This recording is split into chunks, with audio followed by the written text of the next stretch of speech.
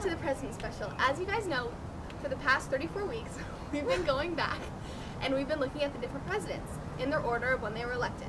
So now it's time for the 34th President, Dwight D. Eisenhower. As you can see, we're not in our normal recording studio. We flew out to Eisenhower's house in Albine, Kansas to really get a feel for how he grew up.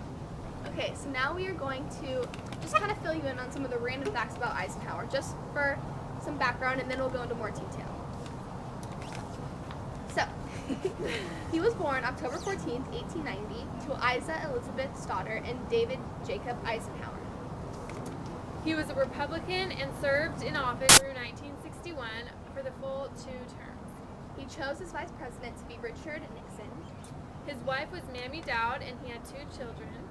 He was Presbyterian, and he was born in Texas, but then moved to Kansas, where we are now.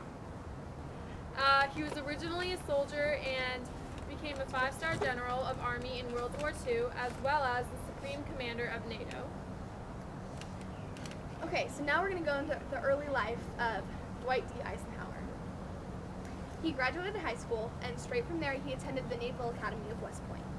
He always had a dream to play baseball, so he tried out for the baseball team at West Point but didn't make it. And then eventually he got permanently hurt and decided to start coaching. So, after he coached at West Point, he decided to join the military. When he first brought it up to his parents, they did not like the idea whatsoever because, no one wants their child to get hurt. But he didn't care. He became a soldier, and after Pearl Harbor, he was appointed general to staff in Washington. And on December of 1943, he was announced to be Supreme Allied Commander in Europe. He was moving up the ladder pretty fast. He would receive many more promotions, but then he decided to become the president of Columbia University. And then, after doing that, he decided to retire from active service in the military in May 31st of 1952.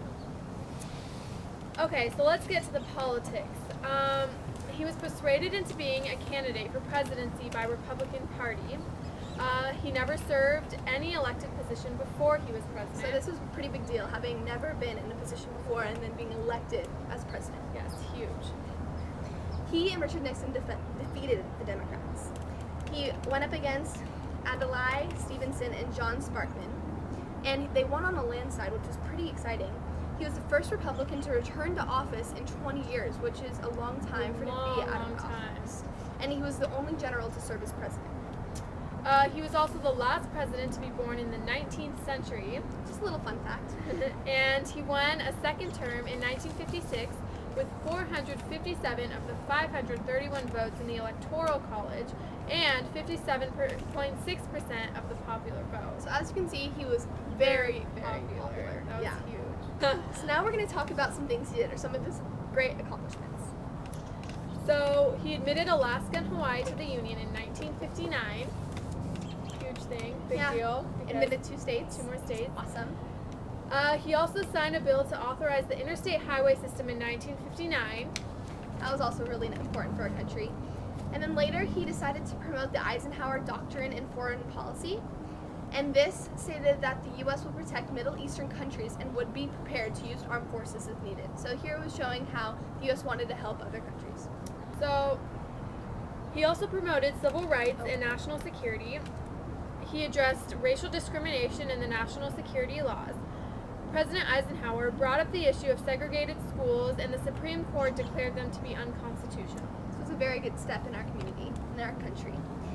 At the end of Eisenhower's presidency, he was actually constitutionally forced from office because he had served his full 2 terms.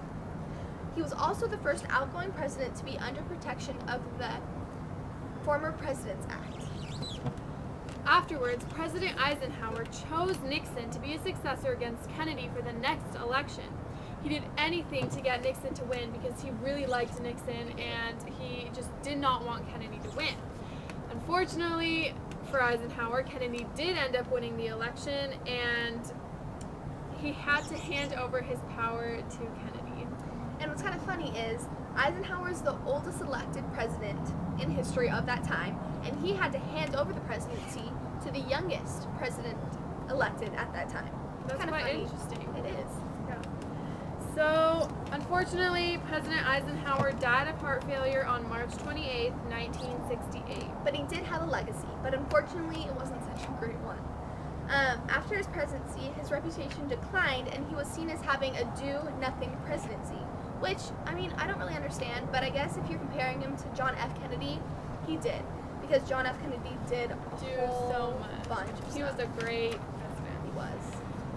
So, lastly, President Eisenhower founded People-to-People Organization. He believed that citizen interaction would promote world peace and cultural interaction. So he wanted people from America to get to know other people from around the world. This also includes a student ambassador program which sends students abroad to other countries. Okay, well thank you. I hope you guys learned a whole bunch about Eisenhower, and I hope you will turn in next week for President John F. Kennedy. Thank you very much. We'll see you next week. Bye-bye.